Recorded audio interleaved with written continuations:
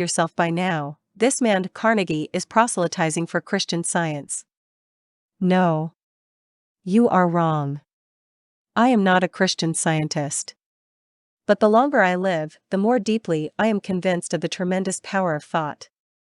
As a result of 35 years spent in teaching adults, I know men and women can banish worry, fear, and various kinds of illness, and can transform their lives by changing their thoughts. I know. I have seen such incredible transformations, performed hundreds of times. I have seen them so often that I no longer wonder at them. For example, one of these transformations happened to one of my students, Frank J. Whaley, of 1469 West Idaho Street, St. Paul, Minnesota. He had a nervous breakdown. What brought it on? Worry.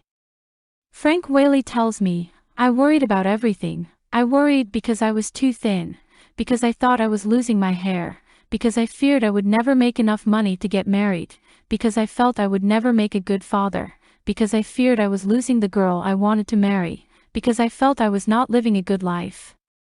I worried about the impression I was making on other people. I worried because I thought I had stomach ulcers. I could no longer work. I gave up my job. I built up tension inside me until I was like a boiler without a safety valve. The pressure got so unbearable that something had to give, and it did. If you have never had a nervous breakdown, pray God that you never do, for no pain of the body can exceed the excruciating pain of an agonized mind. My breakdown was so severe that I couldn't talk even to my own family. I had no control over my thoughts. I was filled with fear. I would jump at the slightest noise. I avoided everybody. I would break out crying for no apparent reason at all. Every day was one of agony. I felt that I was deserted by everybody, even God. I was tempted to jump into the river and end it all. I decided instead to take a trip to Florida, hoping that a change of scene would help me. As I stepped on the train, my father handed me a letter and told me not to open it until I reached Florida. I landed in Florida during the height of the tourist season. Since I couldn't get in a hotel, I rented a sleeping room in a garage. I tried to get a job on a tramp freighter out of Miami, but had no luck. So I spent my time at the beach.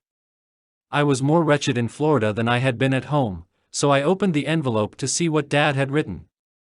His note said, "Son, you are 1,500 miles from home, and you don't feel any different, do you? I knew you wouldn't, because you took with you the one thing that is the cause of all your trouble, that is, yourself. There is nothing wrong with either your body or your mind. It is not the situations you have met that have thrown you, it is what you think of these situations. As a man thinketh in his heart, so is he. When you realize that, son, come home, for you will be cured." Dad's letter made me angry. I was looking for sympathy, not instruction. I was so mad that I decided then and there that I would never go home. That night, as I was walking down one of the side streets of Miami, I came to a church where services were going on. Having no place to go, I drifted in and listened to a sermon on the text, "He who conquers his spirit is mightier than he who taketh a city." Sitting in the sanctity of the house of God and hearing the same thoughts that my dad had written in his letter, all this swept the accumulated litter out of my brain. I was able to think clearly and sensibly for the first time in my life. I realized what a fool I had been. I was shocked to see myself in my true light. Here I was, wanting to change the whole world and everyone in it, when the only thing that needed changing was the focus of the lens of the camera, which was my mind. The next morning I packed and started home. A week later I was back on the job. 4 months later I married the girl I had been afraid of losing. We now have a happy family of 5 children. God has been good to me both materially and mentally. At the time of the breakdown I was a night foreman of a small department handling 18 people. I am now superintendent of carton manufacture in charge of over 450 people. Life is much fuller and friendlier. I believe I appreciate the true values of life now. When moments of uneasiness try to creep in, as they will in everyone's life, I tell myself to get that camera back in focus, and everything is okay. I can honestly say that I am glad I had the breakdown, because I found out the hard way what power our thoughts can have over our mind and our body. Now I can make my thoughts work for me instead of against me. I can see now that Dad was right when he said it wasn't outward situations that had caused all my suffering, but what I thought of those situations. And as soon as I realized that, I was cured and stayed cured. Such was the experience of Frank J. Whaley.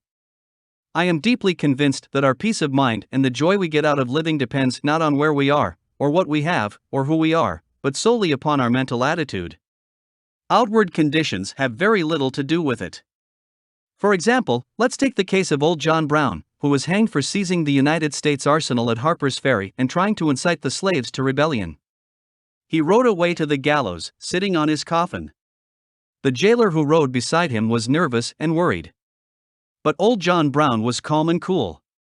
Looking up at the Blue Ridge Mountains of Virginia, he exclaimed, "What a beautiful country! I never had an opportunity to really see it before." Or take the case of Robert Falcon Scott and his companions, the first Englishmen ever to reach the South Pole.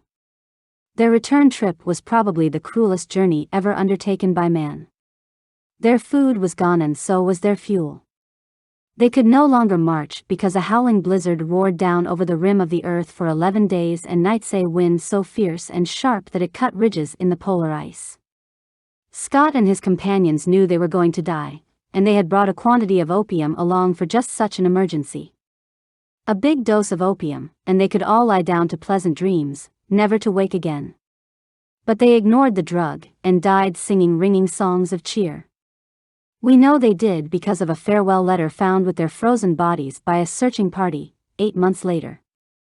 Yes, if we cherish creative thoughts of courage and calmness, we can enjoy the scenery while sitting on our coffin, riding to the gallows, or we can fill our tents with ringing songs of cheer, while starving and freezing to death. Milton in his blindness discovered that same truth 300 years ago: the mind is its own place, and in itself can make a heaven of hell, a hell of heaven. Napoleon and Helen Keller are perfect illustrations of Milton's statement. Napoleon had everything men usually crave: glory, power, riches, yet he said at St. Helena, "I have never known 6 happy days in my life," while Helen Keller, blind, deaf, dumb, declared, "I have found life so beautiful." If half a century of living has taught me anything at all, it has taught me that nothing can bring you peace but yourself. I am merely trying to repeat what Emerson said so well in the closing words of his essay on self-reliance: a political victory, a rise in rents, the recovery of your sick, or the return of your absent friend, or some other quite external event, raises your spirits, and you think good days are preparing for you. Do not believe it. It can never be so. Nothing can bring you peace but yourself. Epictetus, the great Stoic philosopher, warned that we ought to be more concerned about removing wrong thoughts from the mind than about removing tumors and abscesses from the body.